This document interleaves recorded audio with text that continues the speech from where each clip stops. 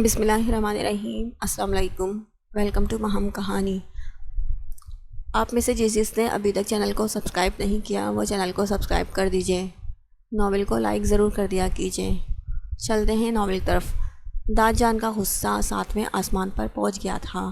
جس کا ڈر تھا وہی ہوا تھا۔ وہ یہ بات سننا بھی نہیں چاہتے تھے جو کبیر آرام سے بول گیا تھا۔ داد جان میں اسے جانتا تک نہیں ہوں، وہ کیسی ہے کیسی نہیں میں کچھ نہیں جانتا اس کے بارے میں۔ میں کسی بھی لڑکی سے ایسے شادی ہرگز نہیں کروں گا، وہ کہتے اپنی جگہ سے اٹھ کھڑا ہوا تھا۔ وہ تمہاری عزت ہے، تمہارے نام پر بیٹھی ہے اور تم اس بات سے مکر نہیں سکتے۔ وہ ساری زندگی تمہارے نام پر نہیں بیٹھے گی، وہ منگ تھی بیوی نہیں جو ساری عمر میرے نام پر بیٹھے گی۔ رات ہو گئی ہے، ابھی جا کر سو جائیں، ہمیں امید ہے صبح آپ کا جواب یہ نہیں ہوگا۔ داد جان کی سختی بھری آواز سن کر کبیر خاموش ہوا تھا۔ ان کی طبیعت کا خیال کر کے وہ وہاں سے اٹھ کھڑا ہوا۔ آپ مجھے 1 رات کا وقت دیں یا 1 سال کا، میرا جواب نہیں بدلے گا، وہ کہتا ہوا وہاں سے چلا گیا اور پیچھے داد جان کسی گہری سوچ میں ڈوب گئے تھے۔ کبیر خانزادہ، شادی آپ کی صرف نرمین خانزادہ سے ہی ہوگی۔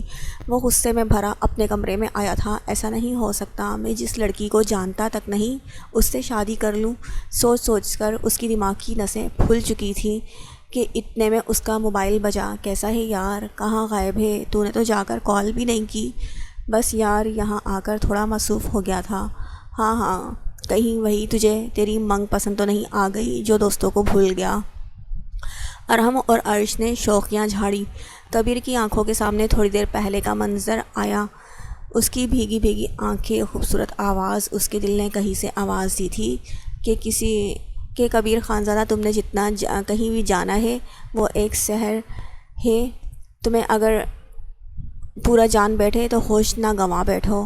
ہیلو، تجھے آواز آ رہی ہے ہماری؟ ہاں آ رہی ہے۔ کیا ہوا، کچھ ہوا ہے؟ ارحم نے سوال کیا تو کبیر نے پیشانی مس لی۔ ابھی داد جان سے بات کر کے آ رہا ہوں، میں نے اپنی بات صاف لفظوں میں سمجھا دی ہے، میں کسی صورت یہاں شادی نہیں کروں گا۔ تو نے بات کر لی تو پھر پریشانی کس بات کی ہے؟ جتنا میں داد جان کو جانتا ہوں وہ اپنی زبان سے نہیں پھریں گے، سمجھ نہیں آ رہا کیا کروں۔ تو فکر نہیں کر، جب تو نے کہہ دیا تو اپنی بات پر ڈٹے رہنا۔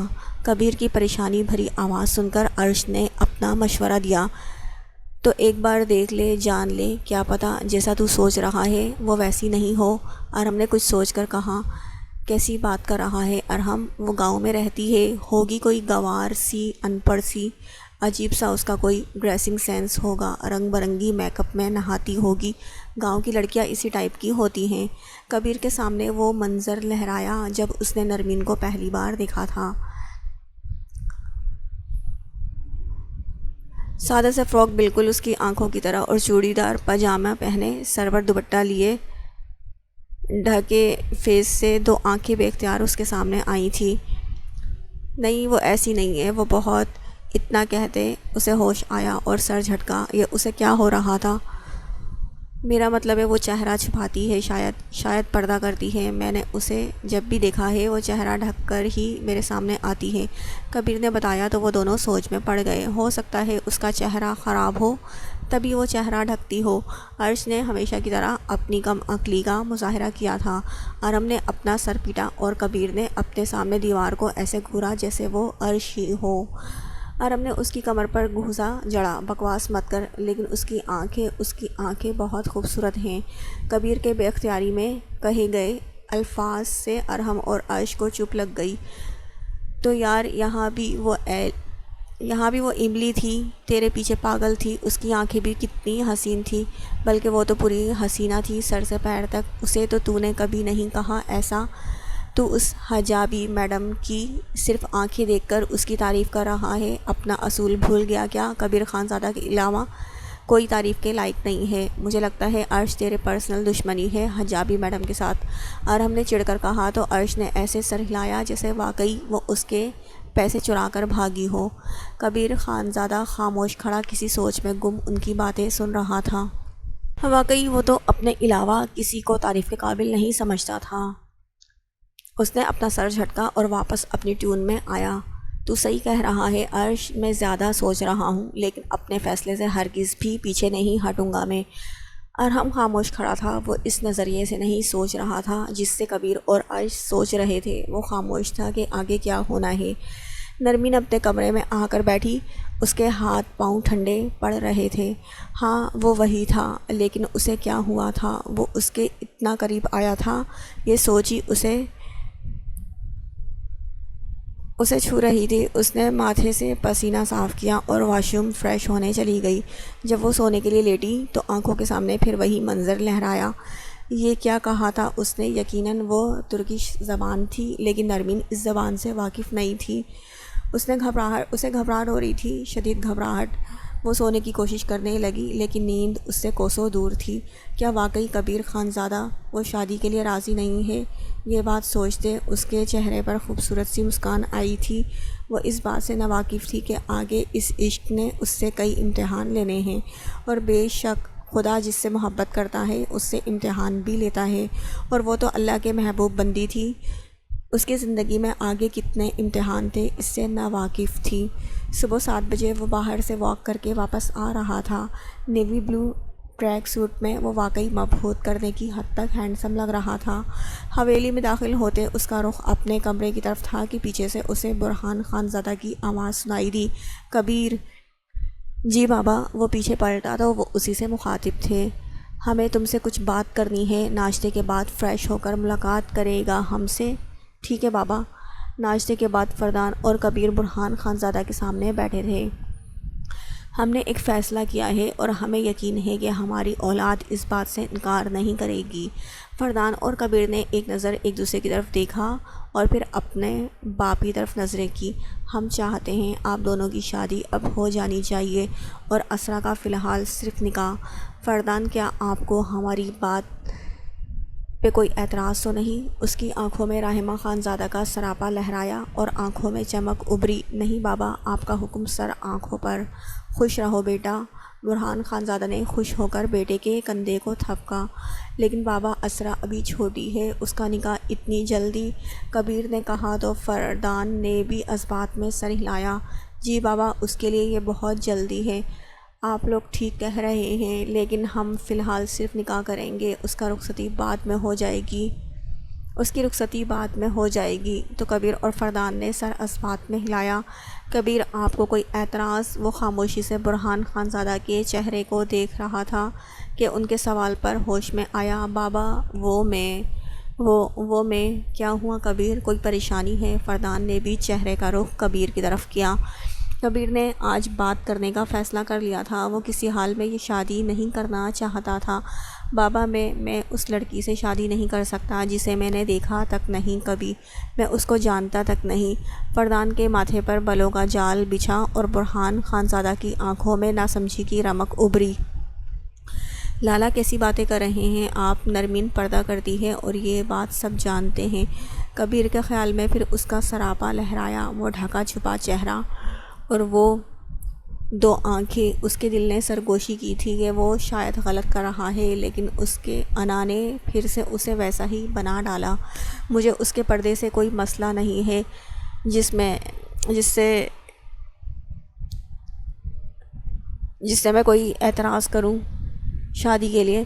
کبیر، ہم آپ سے بھی زیادہ پیار اور محبت اپنی بیٹی نرمین سے کرتے ہیں، اور یہ بات ہم ہرگز برداشت نہیں کریں گے کہ اس گھر میں ان کے ساتھ کوئی ناانصافی ہو یا ہمارا اپنا خون یہ ناانصافی کرے، تو اس لیے بہتر ہوگا کہ سوچ سمجھ کر کوئی فیصلہ کریں۔ برہان خانزادہ درشت لہجے میں بولے۔ وہ یہ سوچ بھی نہیں سکتے تھے کہ کبیر کا یہ جواب ہوگا۔ بابا پلیز مجھے فورس مت کریں، میں نہیں چاہتا میں جسے جانتا تک نہیں اس سے شادی کر لوں۔ کبیر نے بیزاریت بھرے لہجے میں جواب دیا تو برہان خانزادہ نے فرحان کو باہر جانے کا اشارہ کیا۔ وہ ایک نظر کبیر کو دیکھ کر وہاں سے اٹھ کھڑا ہوا تو برہان خانزادہ کبیر سے مخاطب ہوئے۔ میری ایک بات کان کھول کر سن لیں کبیر خانزادہ، نرمین رضوان خانزادہ آپ کی بچپن کی منگ ہے اور آپ کے نام سے منسوب ہے بچپن سے، اور خانزادوں کی غیرت کے خلاف ہے اپنی زبان سے پھر جانا۔ وہ آپ کی عزت ہے، اور اپنی عزت کو کیسے بچانا ہے اور کیسے اپنانا ہے آپ کے ہاتھ میں ہے۔ آپ ترکی جانے سے پہلے اچھی طرح جانتے تھے کہ آپ کی منگنی ہو چکی ہے نرمین سے، اور اس کے باوجود اگر آپ آج یہ سب بول رہے ہیں تو شرم آنی چاہیے آپ کو، جانتے بوجھتے اپنی زبان سے پھرتے ہوئے۔ خانزادہ، اپنی زبان کا پاس رکھنا سیکھو، اپنی عزت اور غیرت کا پاس رکھنا سیکھو، ورنہ اگر ذرا بھی غیرت نہیں ہے تو مکر جاؤ اپنی منگ سے، ہم مان لیں گے ہمارا بیٹا بے غیرت نکلا۔ بابا، کبیر نے مٹھیاں بھینجتے اپنی آواز کو قابو کرنے کی کوشش کی۔ بڑی آنکھیں سرخ انگارہ ہو گئی تھیں، گردن کی ہری نیلی نسیں ابھر کر باہر آ گئی تھیں۔ آواز نیچی رکھ کے بات کریں ہم سے، آج ہمیں افسوس ہے کہ ہم نے آپ پر بھروسہ کیا اور خود سے اتنا دور رکھ کر آپ کو باہر بھیجا۔ باہر کی ہوا آپ کو خوب لگی کبیر خانزادہ، لیکن یاد رکھیے گا اگر ہماری عزت آپ نے مٹی میں ملانے کی کوشش کی تو ہم برداشت نہیں کریں گے۔ بابا، آپ غلط سمجھ رہے ہیں مجھے، میری اس بات کو صحیح سے سن لیں۔ اس بار وہ نرم اور بے بس لہجے میں اپنے باپ سے مخاطب ہوا، لیکن برہان خانزادہ نے منہ موڑ کر اسے جانے کا اشارہ دیا تھا۔ وہ غصہ قابو کرتے اپنے کمرے سے نکل گیا۔ وہ سیدھا اپنے کمرے میں آیا تھا، غصے سے اس کے ماتھے کی رگیں پھٹنے کو تھیں۔ برہان خانزادہ کے الفاظ اسے کانٹوں کی طرح چبھ رہے تھے۔ وہ اپنے کمرے میں ٹہل رہا تھا اور غصہ قابو کرنے کی کوشش بھی کر رہا تھا۔ اس کی عزت اور غیرت پر سوال اٹھایا گیا تھا۔ اس کے باپ نے اس کی دکھتی رگ پر وار کیا تھا۔ کیسے وہ اس کی وجہ سے اپنے خون اپنے بیٹے تک سے ان کی بات نہیں سن رہے تھے؟ کیا وہ اس سے زیادہ عزیز تھی اس کے باپ کو؟ اسے نفرت ہو رہی تھی نرمین کے وجود سے، اس کی وجہ سے اس کی غیرت بیچ میں آئی تھی، صرف اس کی وجہ سے۔ اس کے باپ نے اسے آج بغیرت کہہ دیا تھا، یہاں آ کر اس کا ضبط ختم ہوا تھا۔ اس نے غصے سے بیچ کی سائڈ ٹیبل سے واس اٹھا کر پھینکا جو وہ چور چور ہو گیا تھا۔ اچانک اس کا موبائل رنگ ہوا تھا۔ ہیلو، کھڑکی سے باہر نظر آتے نظارے کو دیکھتے اس نے جواب دیا تھا۔ جبڑے بھینچے ہوئے تھے جیسے غصہ قابو کیا جا رہا ہو۔ کیسا ہے بھائی؟ عرش کی آواز موبائل سے گونجی تھی۔ کیا ہوا تجھے؟ خیریت؟ کبیر نے آنکھیں بند کر کے کھولی تھی۔ ہری آنکھوں کے گوشے اس وقت شدید غصے کا پتہ دے رہے تھے۔ اس کی وجہ سے آج میرے باپ نے مجھ سے جس طرح سے بات کی ہے مجھ سے برداشت نہیں ہو رہا ہے۔ دل کر رہا ہے اس جڑ کو سرے سے اکھاڑ پھینکوں۔ کس کی وجہ سے بھائی؟ کیسی باتیں کر رہا ہے؟ کون سی جڑ کو اکھاڑنے جا رہا ہے؟ مجھے تو بتا۔ نرمین خانزادہ، کبیر نے اس کا نام چبا چبا کر ادا کیا تھا۔ او، وہ حجابی میڈم، تیری منگ۔ کبیر، تجھے نہیں لگتا یہ آج کل کے زمانے میں پردہ اینڈ آل، مطلب ہاں، لوگ اپنی بہن بیٹیوں کو چھپا کر رکھتے ہیں، لیکن تو اس گھر میں رہتے ہو، لیکن تو اور وہ تیری کزن تو ایک گھر میں رہتے ہو، لیکن تجھ سے بھی پردہ؟ یہ سب لڑکیوں کے ڈھونگ ہوتے ہیں لڑکوں کو اٹریکٹ کرنے کے، ورنہ تجھے تو وہ کم از کم دکھا ہی سکتی ہے اپنا فیس، لیکن تیرے سامنے اتنا نخرہ، اتنا ڈرامہ۔ عرش کا باہر کے ممالک کے حساب سے جو لڑکیوں کے لیے امیج بنا ہوا تھا وہ وہی کبیر کو سب سمجھانے لگا۔ ٹھیک کہہ رہا ہے تو، یہ سب ناٹک ہے مجھے اور باقی لڑکوں کو اٹریکٹ کرنے کے لیے، تاکہ لوگ اس کی طرف متوجہ ہو سکیں۔ سب کو اس نے اپنے قابو میں کیا ہوا ہے۔ داد جان اور بابا اس کے سامنے کسی کو کچھ نہیں سمجھتے۔ آج میرے سگے باپ نے مجھ پر اسے فوقیت دی ہے جو میں تو کم از کم برداشت نہیں کروں گا، اس کا خمیازہ وہ ضرور بھگتے گی۔ کبیر اس وقت جس غصے کی آگ میں جل رہا تھا، اس میں عرش کی باتوں نے تیل کی مانند کام کیا تھا۔ کبیر کو برہان خانزادہ کی کڑوی باتوں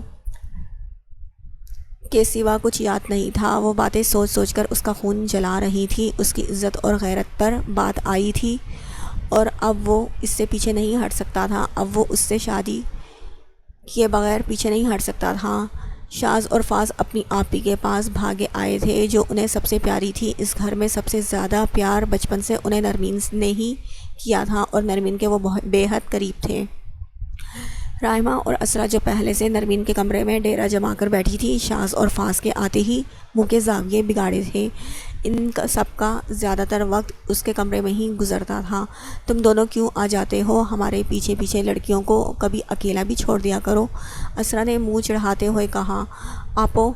آپ کے پاس نہیں آتے ہم، نرمین آپی کا کمرہ ہے، ان کے پاس آئے تھے، انہیں یہ کہنے کہ مورے شاپنگ پر بلا رہی ہیں، انہیں بھی جانا ہے۔ رائمہ کے کان فوری کھڑے ہوئے تھے۔ کیا مورے شہر جا رہی ہیں؟ ہم بھی چلتے ہیں پھر۔ جی نہیں، آپ دونوں یہیں آپی کے کمرے میں بیٹھ کر باتیں کریں نا، آپ کو نہیں بلایا۔ تم چپ کرو، ہم بھی جائیں گے، ہم ابھی چاچی سے کہتے ہیں۔ اسرا انہیں خاموش کرواتے کھڑی ہوئی تھی۔ نرمین جو ڈریسنگ روم میں تھی ان کا شور سنتے باہر آئی۔ کیوں لڑ رہے ہیں آپ لوگ پھر سے؟ آپی مورے اور بڑی ماما نیچے بلا رہی تھی آپ کو شاپنگ کے لیے۔ اسرا اور رائمہ آپی بلا وجہ پیچھے لگ رہی ہیں۔ نہیں، ہم بھی مورے سے کہتے ہیں، ہم تینوں چلتے ہیں نا۔ رائمہ جو شاپنگ کی دیوانی تھی فوراً تیار کھڑی ہو گئی تھی۔ نرمین نے مسکراتے ہوئے نفی میں سر ہلایا۔ وہ تینوں نیچے آئیں عبایا اور نقاب کر کے، کیونکہ انہیں بنا پردے کے باہر جانے کی اجازت نہیں تھی۔ ارے لالا، آپ لے کر جا رہے ہیں ہمیں شاپنگ پر؟ اسرا نے کبیر کو گاڑی کے فرنٹ سیٹ پر بیٹھا دیکھا تو چہک کر بولی، ہاں گڑیا چلو۔ اس نے ایک نظر نرمین خانزادہ کو دیکھا جو ہمیشہ کی طرح آج بھی پردے میں ڈھکی چھپی تھی، نظریں نیچے کیے کھڑی تھی۔ نرمین جانتی نہیں تھی ورنہ کبھی اس کے ساتھ جانے کی حامی نہیں بھرتی۔ کبیر کی نظریں خود پر محسوس کر سکتی تھی، وہ اسے گھبراہٹ محسوس ہو رہی تھی۔ اسرا، ہماری طبیعت، چلو اسرا دیر ہو رہی ہے۔ نرمین جو کبیر کی نظروں سے گھبراتی اسرا کو منع کرنے لگی تھی، کبیر کی آواز پر وہ خاموش ہو گئی تھی۔ ان تینوں کے ساتھ شاہانہ بیگم بھی موجود تھیں جو آگے فرنٹ سیٹ پر کبیر کے ساتھ بیٹھ گئی تھیں اور وہ تینوں پیچھے بیٹھی ہوئی تھیں۔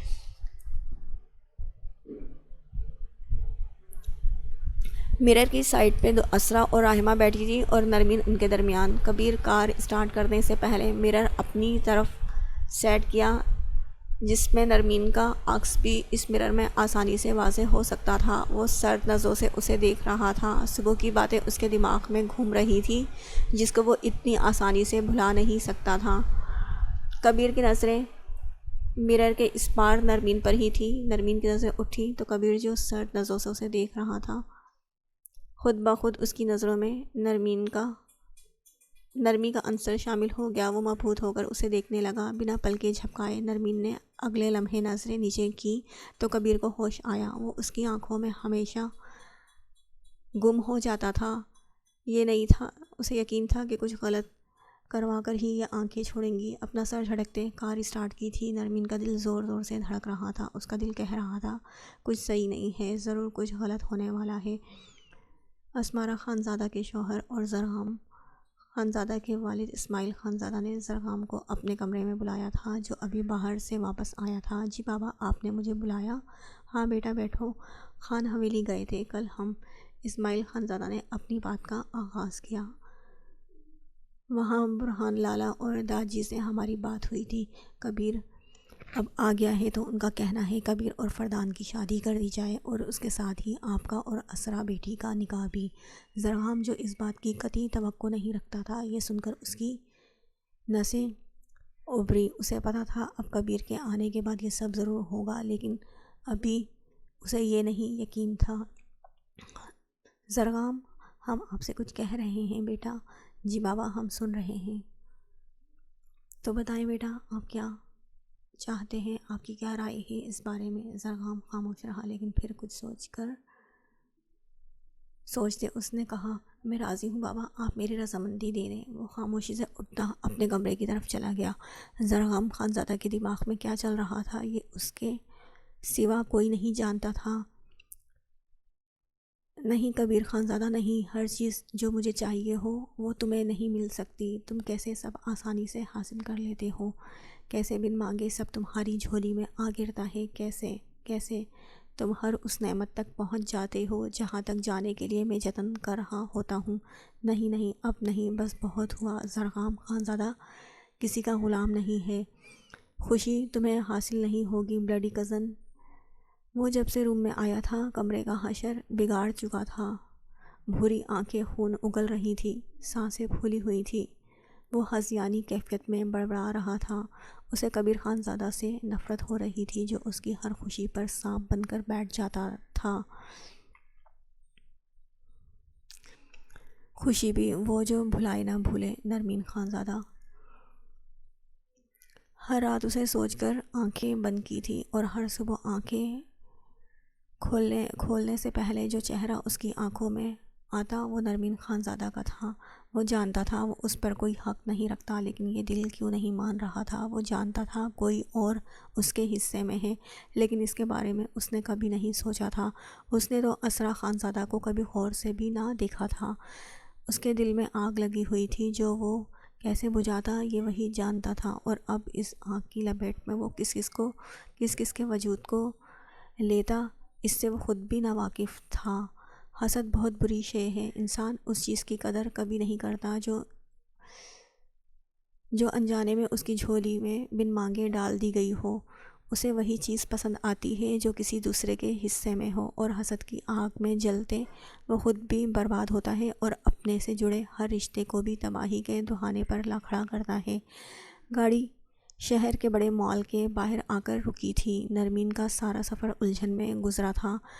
ایک کبیر کی نظریں اسے کنفیوز کر رہی تھی جو ہر تھوڑی دیر بعد اسے گہری نظروں سے دیکھ رہا تھا، اور دوسرا اس کے اندر کی بے چینی اسے چین نہیں لینے دے رہی تھی، جیسے کچھ ٹھیک نہیں ہے۔ وہ تینوں مال میں داخل ہوئی تھی شاہانہ بیگم کے ساتھ۔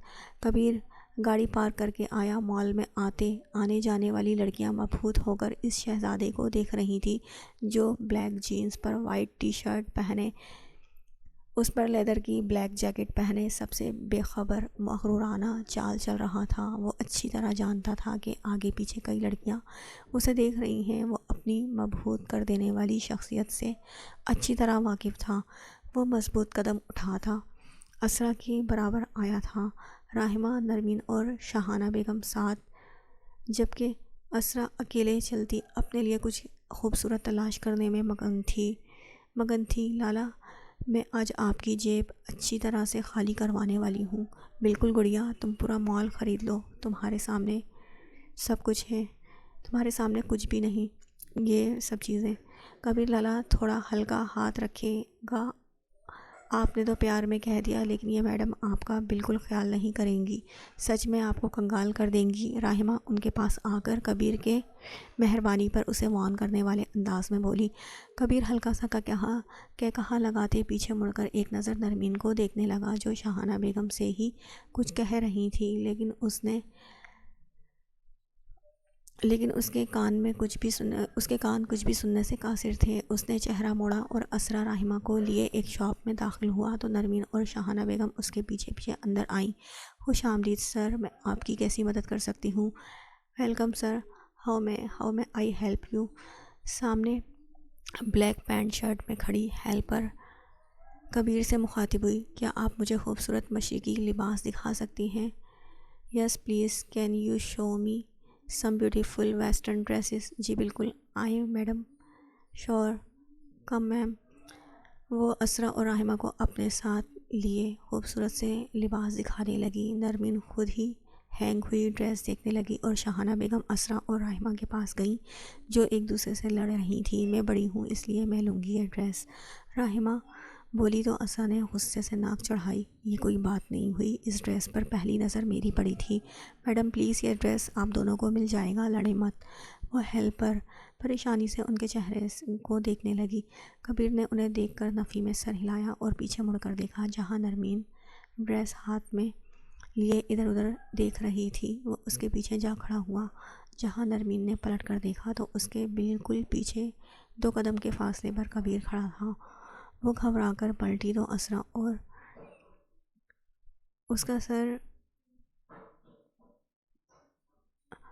اور راحمہ جو دور کھڑی بری طرح سے لڑ رہی تھی اور شاہانہ بیگم نے سمجھا رہی تھی، وہاں ہینگ ہوئے کپڑے انہیں چھپا گئے تھے کہ کسی کی نظر نہ پڑ سکے۔ اس نے پلٹ کر دیکھا شاہانہ، شاید اس کا وہم ہو کبیر اس کے اتنے پاس نہ ہو، لیکن یہ خواب نہ تھا، وہ واقعی اس کے پاس کھڑا سپاٹ چہرے سے اسے ہی دیکھ رہا تھا۔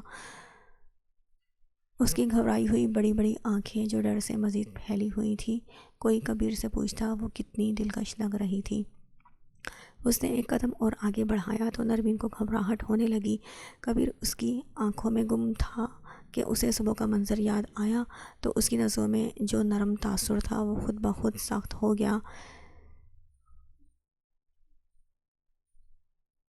اسے وہ سب باتیں یاد آنے لگی جو اس کے باپ نے اسے کہی تھیں، جو عرش نے اسے کہی تھی۔ وہ خاموش تھی اور ست نظروں سے اسے دیکھ رہا تھا۔